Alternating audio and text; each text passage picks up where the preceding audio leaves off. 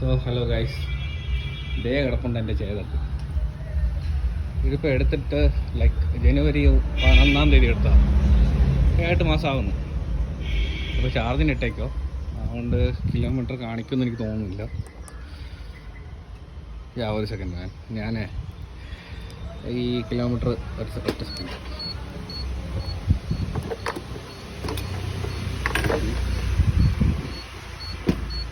ഇനി എന്തായാലും കാണിക്കേണ്ടതാണ് കിലോമീറ്റർ.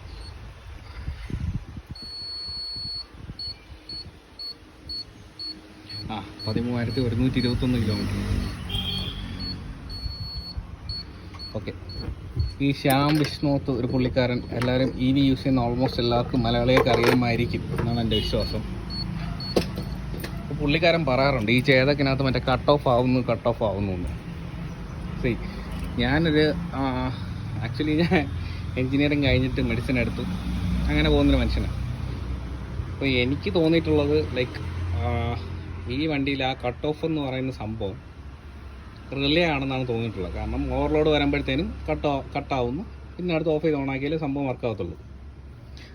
എനിക്കത് സേഫ്റ്റി മെഷറായിട്ടാണ് തോന്നിയിട്ടുള്ളത്.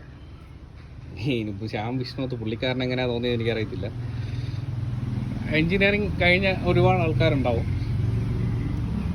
അവർക്ക് തന്നെ അതിനൊരു ഒരു വിലയിരുത്തൽ നടത്താം. മീൻസ് ഓവർലോഡ് വരുമ്പോഴത്തേനും കട്ട് ഓഫ് ആവുന്നത് നല്ലൊരു കാര്യം. ഇന്നേ വരെ ചെയ്തത് കത്തിയതായിട്ട് എൻ്റെ അറിവിലില്ല. നിങ്ങളുടെ അറിവിലുണ്ടെങ്കിൽ പറയാം.